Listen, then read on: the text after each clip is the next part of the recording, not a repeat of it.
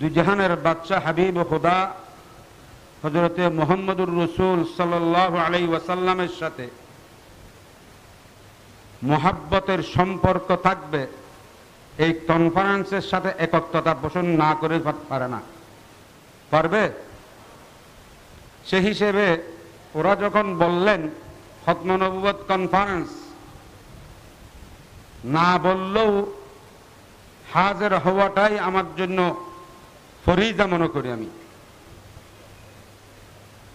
এখানে আমার এক মুরব্বীর পাশেই বাংলাদেশের, এখন আমরা তো মুরব্বী হারাই হয়ে গেছি, বাংলাদেশের সমস্ত আমাদের মাথার উপরে যারা ছাতি ছিলেন সবাই চলে গেছে।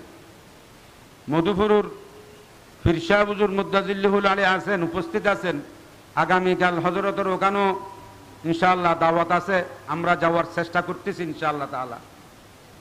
বাকি যা বলবেন খতম নবুয়ত নিয়ে, যিনি পাকিস্তান থেকে আগত মুতাকাল্লিমে ইসলাম মুনাজির জামান আল্লামা ইলিয়াস গুম্মান হাফিজাহুল্লাহ, উনি আমার চট্টগ্রামের প্রাচীনতম জিরি মাদ্রাসার বার্ষিক মাহফিলে আসছিলেন, আমি আনছিলাম।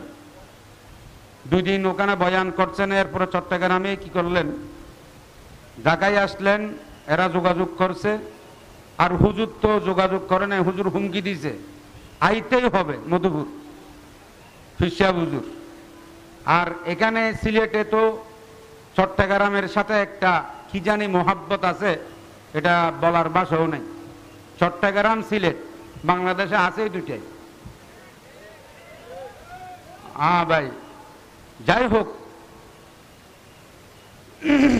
কথা হলো মুখতসর কথা, এগুলো হলো সম্পূর্ণ মোহাব্বতের মশলা। এই মোহাব্বতের মধ্যে নবীর সবচাইতে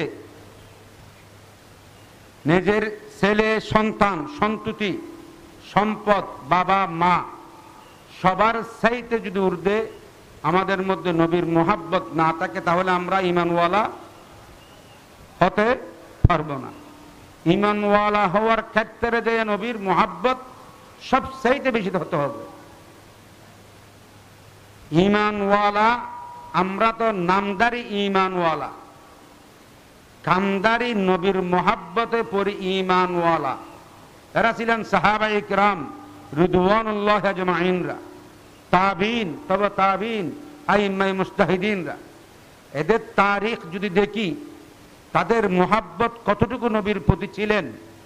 আমাদের মোহাব্বত জবানান লফজান, কিন্তু আমলান ক্ষেত্রে নাই বললেও চলে।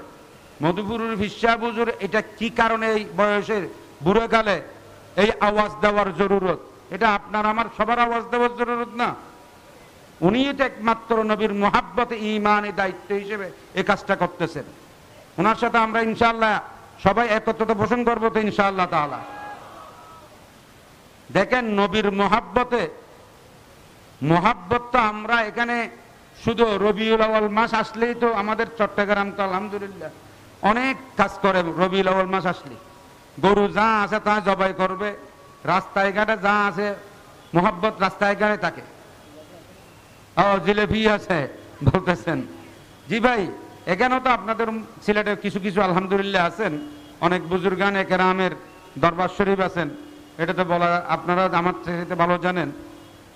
কিন্তু মোহাব্বত সহি আশিক রাসূল বনার জন্য আমাদের হায়াতের যে বরাদ্দকৃত হায়াত আল্লাহ পাক রব্বুল ইজ্জত আমাদেরকে দিয়েছেন, ওই হায়াতটুকু যদি দামি বানাইতে চাই, ঈমানের যদি জুব্বা পরিধান করতে চাই, ঈমানের যদি পাঞ্জাবি পায়জামা পরিধান করতে চাই, ঈমানওয়ালা যদি হতে চাই, তাহলে আমরা সাহাবায়ে কেরামদেরকে ফলো করতে হবে। যেমন নবীর আশেকের ইশকের মধ্যে পড়ি, নবীর প্রেমের মধ্যে পড়ি। একজন সাহাবী হযরতে আব্দুল্লাহ ইবনে যায়েদ আব্দুর রাব্বিহি রাদিয়াল্লাহু আনহুমা, তিনি হুজুর আকরাম সাল্লাল্লাহু আলাইহি ওয়াসাল্লামের ইন্তেকালের খবর যখন শুনলেন, মদিনার মধ্যে তিনি দূর একটি জায়গায় একটা মাজরার মধ্যে উনি ক্ষেত খোলা করতেছেন, ক্ষেতের মধ্যে ছিলেন, শ্বাসবাদ করতেছেন। ওই হযরতের হুজুর আকরাম সাল্লাল্লাহু আলাইহি সাল্লামের কি শুনলেন? ইন্তেকালের কথাটা শুনলেন। সংবাদটা শোনার সাথে সাথে উনি হতভম্ব হয়ে গেলেন। হওয়ার পর বাগান বাড়ি থেকে বের হয়ে খোলা আকাশের নিচে যাইয়া হাতটুকু দোনো হাত আল্লাহর দিকে উপরের দিকে হাত উঠিয়েছেন। আল্লাহকে বলতেছেন, হে আল্লাহ, আমি যে চক্ষু দিয়া আপনি আমাকে দুইটা চোখ প্রদান করেছিলেন, নেয়ামত দিয়েছেন, ওই দুইটি চোখ দিয়া আপনার প্রিয় হাবিবকে দেখছিলাম, দেখার সৌভাগ্য হাসিল হয়েছিল।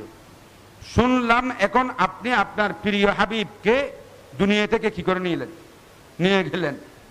হতে হে আল্লাহ, যদি আপনার প্রিয় হাবিবকে যদি নিয়ে যান, তাহলে আমাকে যে চোখ দিয়েছিলেন, এই চোখ দিয়ে তো আপনার হাবিবকে দেখছিলাম, আপনার হাবিবকে যদি এই চোখ দিয়ে যদি কালকে থেকে দেখতে না পারি, হতে আল্লাহ আমার এই চোখের আলো দুটোটা, দুই চোখের দুই আলো আপনি আমার থেকে নিয়ে যান। আল্লাহু আকবার। কেন? কালকে থেকে আমি আমার প্রিয়কে যদি দেখতে না পারি, এই চোখের কোনো মূল্যায়ন আছে? আশেক খাকে বলে।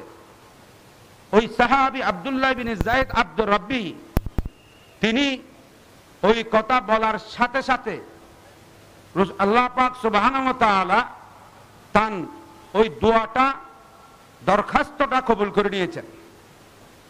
ওই দরখাস্ত কবুল করা পর উনি হাত উঠাইছেন, নামাজ সাথে সাথে দেখতেছে নিচের দিকে আর কিছু দেখতে পাচ্ছেন না, আলো নেই, চোখের জ্যোতি, চোখের পাওয়ার নাই।